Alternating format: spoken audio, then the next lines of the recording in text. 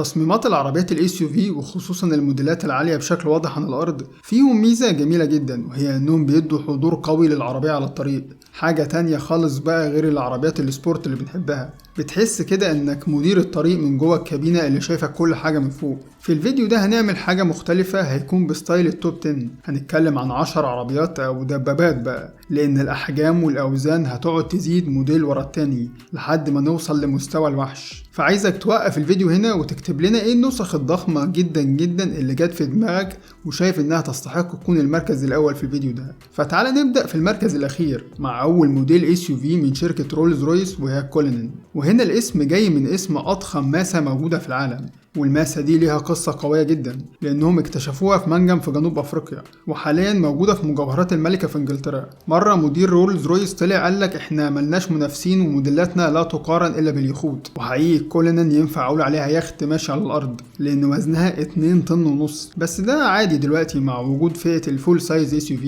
ومبنية على نفس قاعدة العجلات بتاعت موديل الفانتوم. هو صحيح الفانتوم أطول موديل من رولز رويس، ولكن الكولينن برضه طولها أكتر من 5 متر ونص، مساحة كبيرة جدا واخداها من الشارع. الفكرة ان ارتفاعها كبير جدا، هو كمان متر و800 سنتي، ومع منظر المقدمة للعربية الشكل العام الضخم جدا. وهنا الجريل الامامي الايقوني بتاع رولز رويس اللي واخدين فكرته من شكل معابد رومانية قديمة، ومع الكولينن تحس ان مقدمة المعبد حاضرة معانا على الطريق في كل وقت. تعال نخش على النسخة اللي بعد كده اللي بتكون دبابة مرسيدس الجي 6x6. عربية جميلة جدا ومخيفة في نفس الوقت، لان منظر ال6 عجلات في الشوارع بيكون ملفت جدا دايما. دخلت فئة ال SUT السبورت يوتيليتي تراكس، ودي ظهرت في 2013 بإنتاج محدود جدا، هم 100 عربية والواحدة كانت بنص مليون دولار. تعتبر كانت لقطة قوية جدا من مرسيدس، وانا فاكر ظهورها في حلقة توب جير مع هاموند، واحساس انك عايز تشوف العربية دي في كل حتة. وهو عمل كده فعلا، راح بيها الشارع، نزل بيها المية، والاجمل لما طلع بيها الصحراء. ومنظر المرسيدس دي هيبة في اي مكان بسبب حجمها الضخم جدا. وهي نفس فكرة نسخ ال 4x4 سكويرد، لكن هنا عجلتين زيادة، فحاجة جنان. وهنا وزنها حاجة مش هتشوفها على اي مرسيدس تانية، وزنها 4 طن. اتجمعت في النمسا في مصنع ماجنس تاير اللي بيصنع موديلات شوارع للجيش. كانت حاجة ألماني مبالغ فيها جدا. الموديل اللي بعد كده اعتقد ان انت كنت متوقعها بسهولة في الفيديو ده، لان ازاي هنتكلم عن اضخم عربيات مسموحة للشوارع وما نجيبش سيرة الهامر ال H1. كانت اضخم نسخة نزلت للشوارع وقتها، ولحد النهاردة ممكن كمان نقول. شركة هامر قصة صعودها معروفة، واتكلمنا عنها في فيديو كامل هنا زمان على القناة، واتكلمنا اصلا عن الشركة دي مرات كتير سواء الجديد او القديم. لكن مفيش حاجة جت زي الموديل الاولاني اللي نزل سنة 92، نسخة بتاعت جيش شغالة بالديزل وبتستهلك وقود بكميات رهيبة، وكل ارقامها عموما عالية جدا جدا ما عدا ارقام التسارعات طبعا. ارتفاعها مثلا 2 متر، وزنها 3 طن ونص. وفي جملة لواحد من ملاك نسخ ال H1 دي بتوصف الموديل ده كله فعلا، قالك انها عربية صعب العيش معاها. تعال بقى للنسخة اللي بعد كده اللي من اسمها هتجمع قد ايه هي ضخمة، الموديل الامريكي المصفح ريزفاني تانك. دبابة بقى مش موديل عادي المرة دي. كنا عملنا فيديو كامل على النسخة دي، وكان واحد من اعلى 5 فيديوهات مشاهدة هنا على القناة، وده معناه ان كتير من الناس حبت جدا شكل الريزفاني وفكرتها عموما.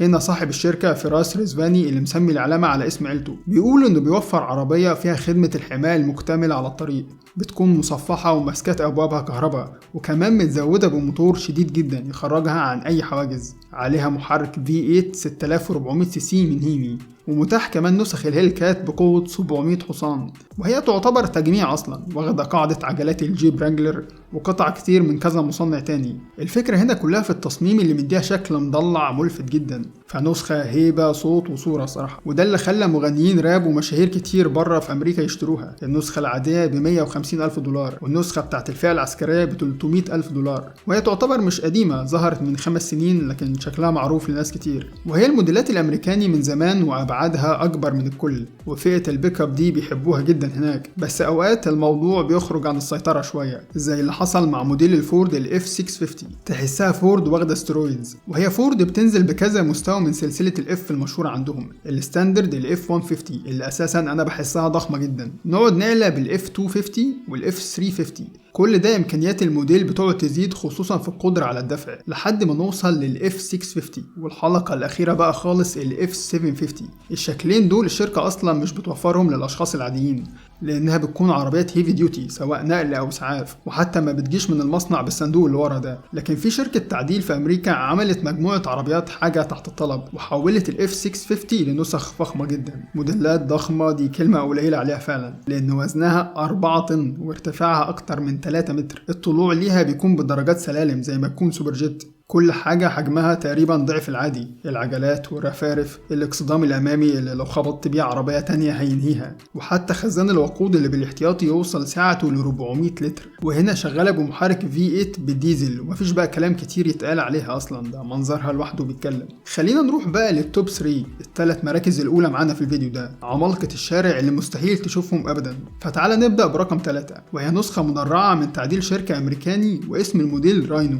اللي هو وحيد القرن، واسم على مسمى حقيقي. مدرعة مصفحة هيفي ديوتي تقدر تعدي من هجوم صواريخ حتى، ومبنية على شاسيه الفورد ال F450 برضو اللي لسه قايلين اسمها من شوية. فهو دور شركة التعديل انها تركب بادي وازاز مصفح عليها. تنزل بخيارين V8 ديزل وده الشكل القوي والعزم الجبار، وخيار تاني بيكون هنا V10 بيكون بنزين، وطبعا كله فوق 6000 سي سي. في كلمة الامريكان دايما بيقولوها على المبالغة في التعديل، النسخ التقيلة اللي زي دي بيسموها ابوكليبس، يعني نهاية العالم، ووصف قوي جدا انك تقول تعديل نهاية العالم على الموديلات اللي زي دي. مع اني شفت كلام كتير ان العربية دي مش مصفحة ولا ضد الرصاص ولا حاجة، والشركة المنتجة للشيء ده اسمها USSV، دي اكبر موديلاتهم المحدودة. وانا فاكر مرة في نسخة من الراينو دي دخلت مصر واتصورت كمان في الساحل في الصيف من سنتين كده الكلام ده، لكن معرفتش اجيب الصورة اللي انا شفتها ليها. في نسخة بقى تانية شبيهة للراينو دي، مدرعة ومصفحة وكل حاجة برضو، اسمها كونكويست نايت XV، ضخمة جدا، ارتفاع عن الارض 2 متر ونص، ووزنها هو الخرافي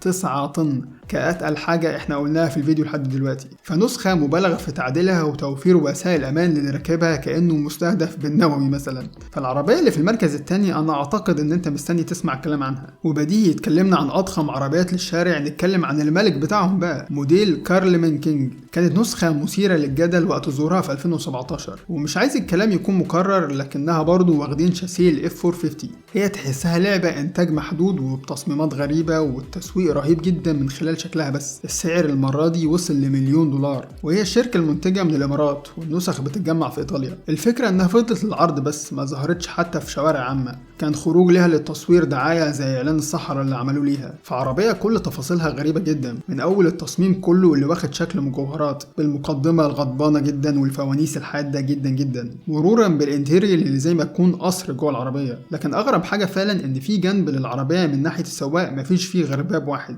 هي تعتبر فول سايز SUV ب3 أبواب بس، واتعمل منها 9 نسخ، واتشهرت جامد جدا لما اتعرضت في معرض دبي للسيارات، واتعرفت ساعتها بأنها أغلى SUV ممكن تشتريها في العالم. ممكن نعتبرها عربية كونسبت تخيلية مش أكتر. خلينا بقى نعدي كل ده، كل ال SUV وال SUT المعدل وكل البطيخ ده، ونوصل للمركز الأول، أضخم عربية مسموحة للشوارع من إنتاج شركة في جنوب أفريقيا للصناعات الحربية. هي نسخة جيش بالكامل المرة دي بقى مش تعديل، وبطريقة أنا معرفش هي إيه، بقت تنفع تتساق في الشوارع في بلاد معينة. في الحقيقة هي مدرعة اتعمل منها 250 نسخة، وخدت شهرة كبيرة جدا لما طلعت في برنامج توب جير. في الفيديو اللي هاموند بيسوقها فيه مسجل على اليوتيوب أكتر من 50 مليون مشاهدة، كتاني أكتر فيديو مشاهدة على قناة توب جير. فالحلقة ممتعة جدا، وعرفوا يستعرضوا قوة العربية بطريقة جميلة جدا. وأنا أعتقد إن أنت بعد ما سمعت كل الأرقام المبالغ فيها من بداية الفيديو بقى عندك مناعة، ومش هتتفاجئ بقى لما أقولك إن وزنها 10 طن وعزمها برضو 1000 نيوتن متر. النسخة دي في الأساس كانت رايحة لقوات جيش كذا بلد، وأول موديلات اتسلمت كانت من نصيب الأردن اللي ساعدت في خروج العربية دي بالشكل ده. ليها فيديوهات قوية جدا تحس إن مفيش حاجة تقدر توقفها فعلا، ومنظرها مرعب الصراحة وسط الشوارع العادية. وفي الآخر خالص لو سألتني إيه أكتر نسخة أنا عجبتني شخصيا ككل حاجة بقى، تصميم وحضور وقصة وكله، أكيد هختار الهامر H1. فقول لي كده في الكومنتات إيه أنت أكتر نسخة عجبتك. سلام.